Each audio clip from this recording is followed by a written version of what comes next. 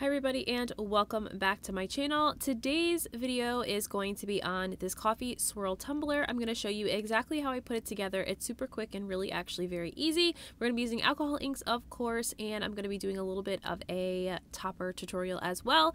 So of course everything I use will be listed and linked in the description box down below. Feel free to leave any questions or any comments for me down in the comment section. I love reading them and getting back to you and answering all of your questions. So let's go ahead and jump right into today's tutorial.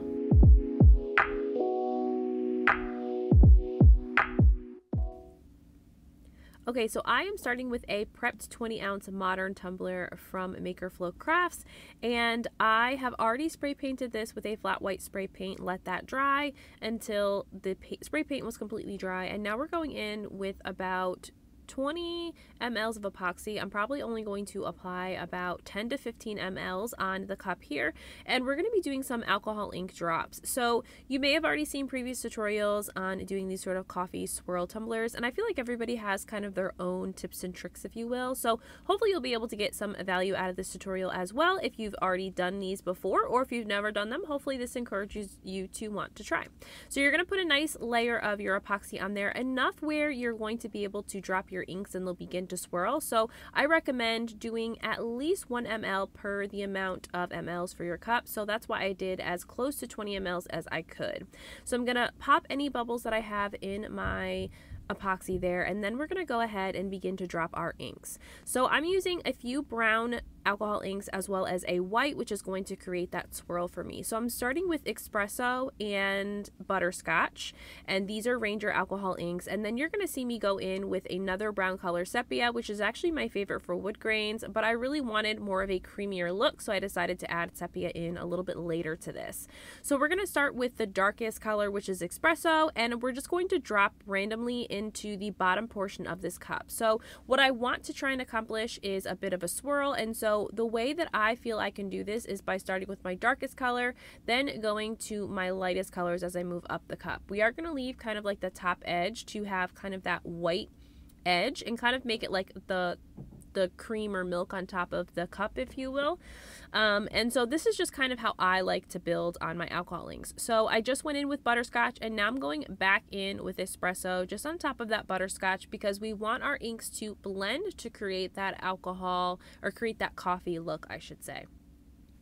As I start to add my colorants, I'm going to start to use my heat gun. So your heat gun for this kind of tumbler is your best friend. That's what's going to help you get your colors to swirl together and get your alcohol inks to begin to move along the cup and within that epoxy. So you're going to see me frequently use my heat gun in order to get a lot of movement to happen, and you'll also see me take my cup off the turner in order to get some upward and downward movement, which you can't really get when you have your tumbler on the turner. So now I'm going in with sepia because, again, I wanted more of a creamier coffee color here, so I decided to go in with like this richer brown color.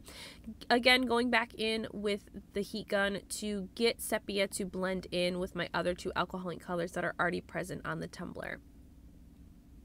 So at this point, I'm pretty satisfied with how my browns are mixing together. So now it's time to start to add the white. So the white alcohol ink is what is going to help create kind of like the coffee swirls in the tumbler. So similar to when you're adding cream or milk to your coffee, how it kind of all blends together. And that is kind of what I'm trying to get here, and really what makes these coffee swirl tumblers really look like coffee.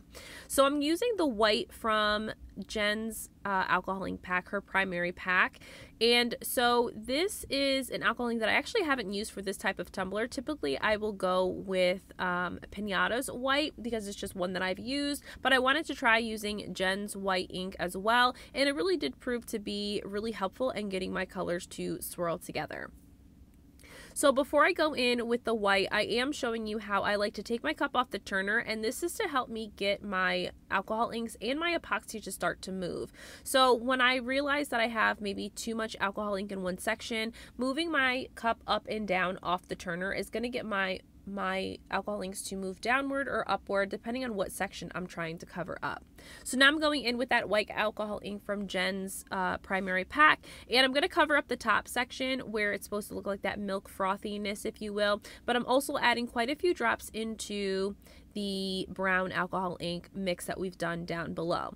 Using my heat gun to again spread out that white alcohol ink and get it to blend a little bit better into the browns. You will also see me go back and forth with both butterscotch and sepia on top of that white so that I can get and bring back sort of those brown colors over that white ink. So I want some of that swirl from the white ink to blend into the browns, but I don't want it to overtake the cup. So I like to go back in with my brown alcohol inks in order to make sure that I still get sort of that true, you know, brown swirl of inks around my cup. You'll also notice that I like to switch the direction that my cup is turning in multiple times, and this is so that I don't have a consistent swirl going in one direction. Sometimes I'll switch it back and forth just to kind of make the swirl look a little bit more unique, I feel like, and so that it all doesn't end up swirling in one direction. So again, playing with alcohol inks, as I've told you guys before, especially when it comes to swirls, is really just messing with and playing with and until you're satisfied. So I do a lot of back and forth and switching my colors, and you're just going to play with this until you are satisfied. The other thing that you can do, and something I definitely encourage you to do, and what I end up doing, is when I feel like I'm satisfied but maybe not 100% okay with how it looks, step away, walk away, and come back in 30 minutes, and I promise you that your swirl will have improved. You want to give your tumbler time to have the alcohol inks mix and swirl, and while it's spinning on your turner, you're going to get even more swirl action happen. Okay, so while we're waiting for our cup to be done, we're going to begin working on the topper. So I currently am working on two toppers. I'm going to show you how I put together this topper, but I've got some spackling from the Dollar Tree, believe it or not, as well as like a little pastry bag or like an icing bag from the Dollar Tree as well. So the first thing I'm going to do is I'm going to clean the lids that I'm going to be adding the spackling to, and I'm just going to clean them with a little bit of 91% rubbing alcohol to kind of just get them all free of debris. That way we can get these adhered to the top. The next thing I'm going to do is I'm going to pop out the top, like the slider piece to this particular top that we're going to be using for the coffee mug here, and that's because I want to make sure I'm going to minimize the opportunity for any molds or anything to be growing, and so I'm going to pop out the top, and then we are going to begin to kind of build this top, if you will. So this is the spackling. Again, you don't have to use the spackling from the Dollar Tree. You can get the light spackling from like Home Depot or Lowe's. This one had been sitting for a while, so I probably should have added just a little bit of water to thin it out a little bit, and you'll see why later in the tutorial. But after I popped out the lid, now I'm just going to sand it again and just clean it up one more time. I just felt like I needed to clean that section one more time before we go into filling some of this with some hot glue.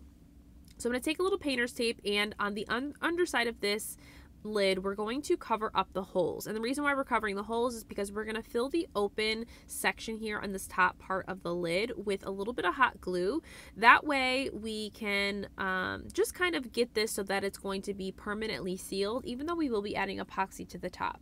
So once I've gotten that done, I'm going to use a hot glue gun and a hot glue stick and just fill that kind of open carafe there. It's going to prevent me from having to use so much spackling on the lid, and it's really going to help kind of make this waterproof or seal proof when I go to add the spackling on top.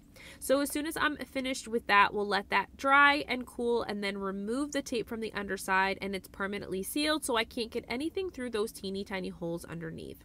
So now back to our spackling, which is a little bit kind of, you know, tough to stir here. We're going to add a little bit of paint here to make this more of like a cocoa or chocolate mousse, if you will, that's going to go on top of this cup. So I'm adding just a little bit of brown acrylic paint, and I'm just going to mix this carefully until the paint is completely mixed throughout. Again, mine was a little bit tougher to stir, so I should have added a little bit of water just to make sure that this mixed a little bit easier. So now we're going to assemble the little piping bag that I got from the Dollar Tree, and so I'm just going to set the piping bag after I've switched out the top for the top that I'd like to use in a tall cup, and then we're going to add our spackling to the piping bag. So I'm just going to scoop this into the piping bag here and really just use my popsicle stick to kind of push that and get that all the way into the bottom part of the piping bag, as close to the tip as I can. That way we don't kind of have the spackling all over the place. So I'm just going to use all of this because I figured I would need at least the majority of this in and on top of my topper to give my topper enough height and what I'm kind of going for in the design. So after that is all filled, we're now going to begin to push down all of the spackling that's in there down to the tip of the piping bag, so to speak. That way we can start to build on the topper. So now it's time to build, and the way that I like to build is I like to put like a large dollop right in the center, and then I like to kind of go around, just like you would on a cupcake, around the edge with the icing, but this is spackling of course, to create like a swirl. So I wanted it to look like a faux chocolate mousse or like whip topper, and then this happened. So because I got the piping bags from the Dollar Tree, and because my spackling was so thick, the top ended up coming off, and it was just kind of like a huge disaster. So I decided to just place the rest of the spackling on top of the topper, and I figured we'd kind of make it look like more of a dollop of ice cream, so to speak, as far as like that textured look. So you're gonna see me go in with a popsicle stick here to just kind of like make it look a little bit more textured, if you will, since we couldn't get the faux whip look that I was originally going for. So this is kind of my attempt to save it. I did end up switching to just a regular sandwich bag as my piping bag for the other topper that I did, and that one came out so much better as far as being able to actually use the piping tips to be able to get that beautiful faux whip look. So with this topper though, I'm just going to continue to go around and kind of just build a little bit of height with my popsicle stick, as well as create a little bit of texture here. That way it kind of looks like, you know, it was purposely placed there like a scoop of ice cream, so to speak. So I'm also going to add these little coffee beans that I've actually been holding on to for forever.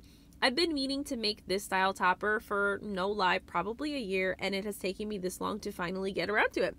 So I'm taking these little pretend plastic espresso beans and putting them into the topper to obviously mimic the fact that this is supposed to be more of a coffee lid to go with our coffee tumbler. So I'm just putting a few of those into the spackling, kind of pushing them down with my fingers to make sure that they're going to stick there. And then you're going to see me go in with a little bit of glitter here. So this is French press from Peachy Olive Glitter, and we're going to just drizzle a little bit of this on top to just kind of mimic like a little bit of like coffee or cocoa on top, like coffee powder, if you will, over top. I just thought it kind of added to the aesthetic of what we were going for. So once I'm done with that, this will sit to dry for, I think I left it for a good 3 days to dry completely before we do anything else with it. Okay, so while of course we're waiting for our topper to be completely dry, our cup has been done, and so now it's time to do the dreaded sanding. So we're going to focus on the top rim. Because this is alcohol ink, I ended up only needing to go in with about 2 more layers of epoxy on top of the alcohol ink to make it smooth.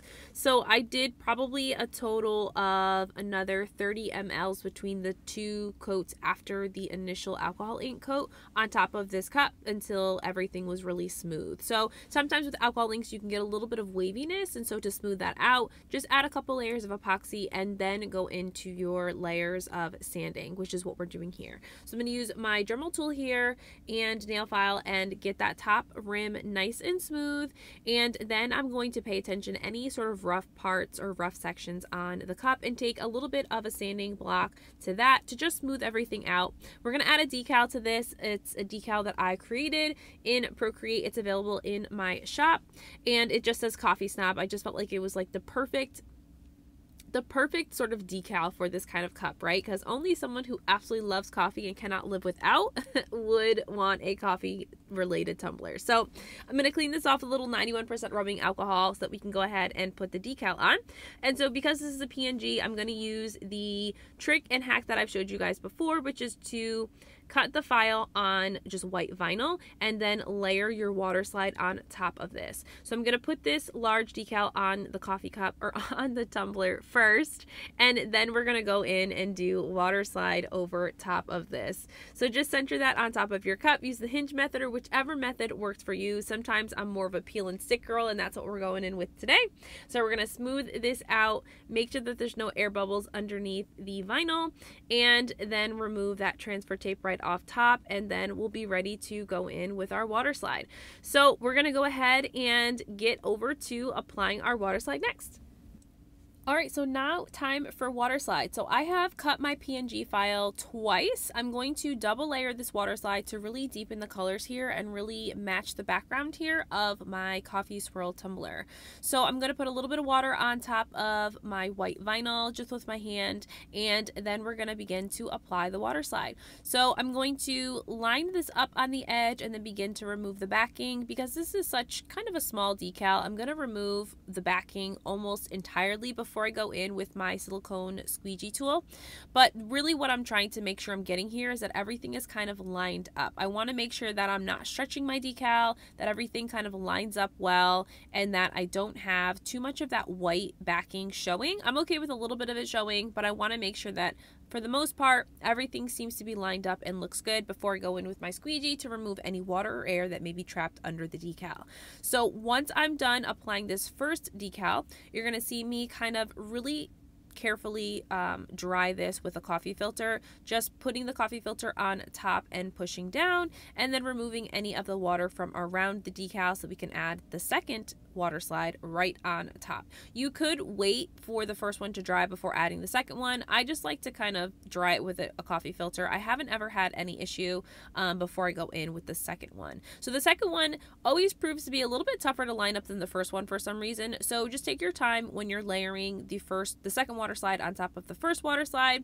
I do find that it takes me a little bit longer to get that second one placed perfectly before I can really begin to squeegee out all the water. So once you feel like you are sort of good to go, you can then use your silicone tool to squeegee out any of the water and make sure that everything's lined up nicely before you go in to gently pat that dry and let the full decal dry for about 30 to 40 minutes before you do anything else with this cup. So I'm just going to continue to make sure everything's nice and lined up. You'll notice too that when you're doing two decals that the decal ends up a bit darker, and that's kind of the point of wanting to double up your Waterslide if you want a darker look. And that's what I was going for, because I really wanted this decal to match sort of the background and the coffee swirl happening behind the decal. So we're going to let this dry, and then we're going to do some final touches to this cup so that we can kind of put this all together.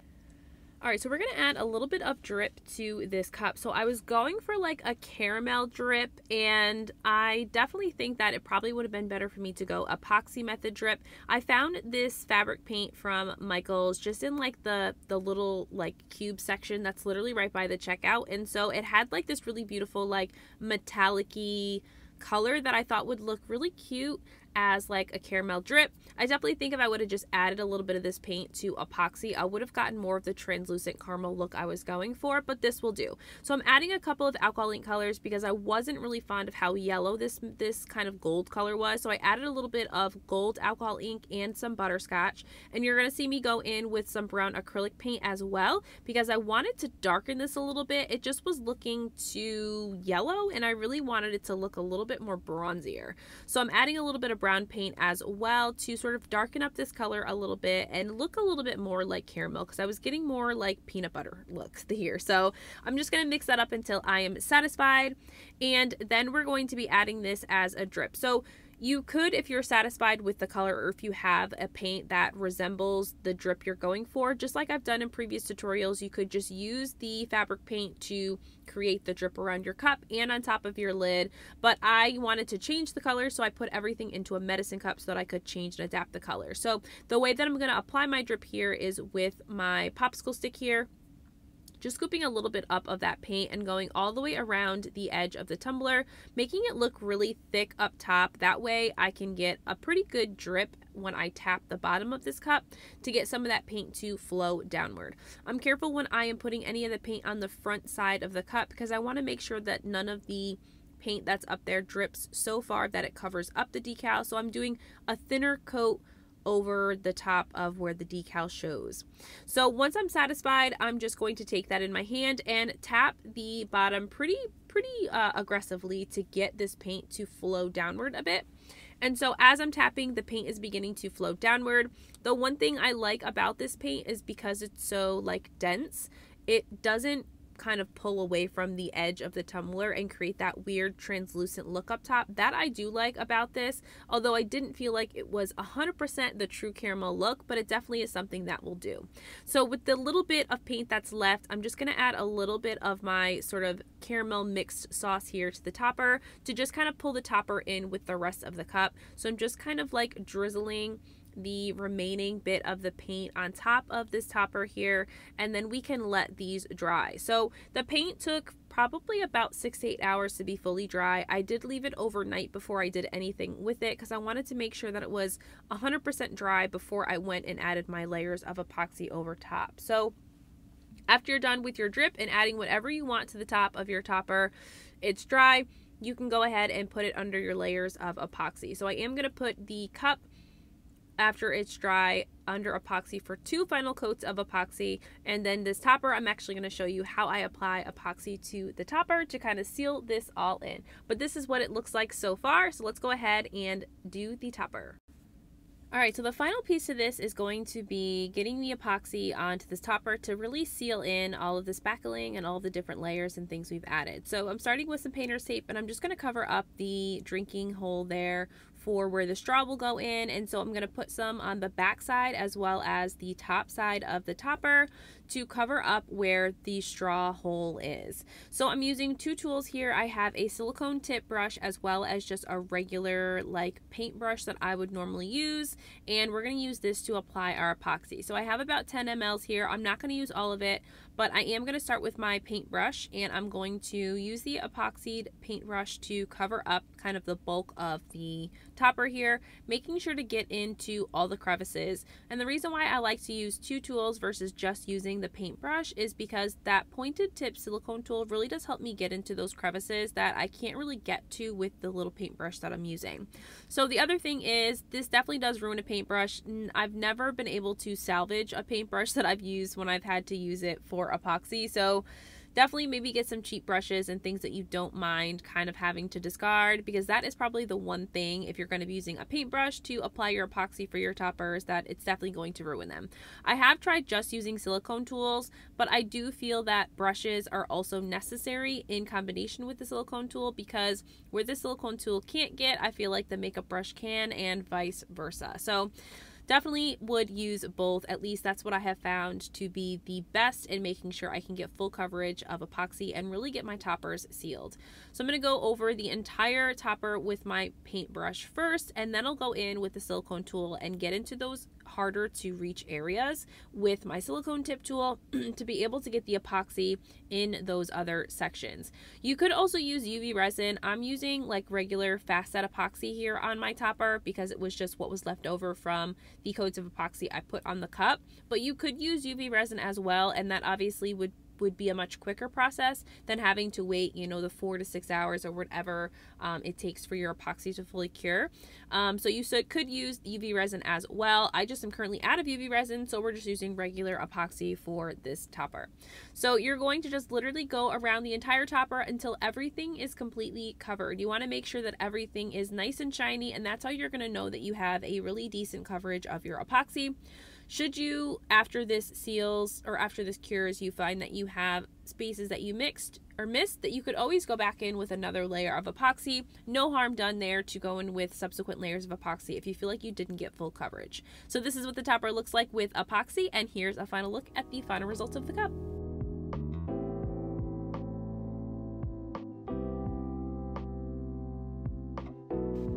So I hope you enjoyed today's tutorial. If you did, definitely be sure to give this video a huge thumbs up and subscribe to my channel, and I'll see you guys again in the next one. Bye!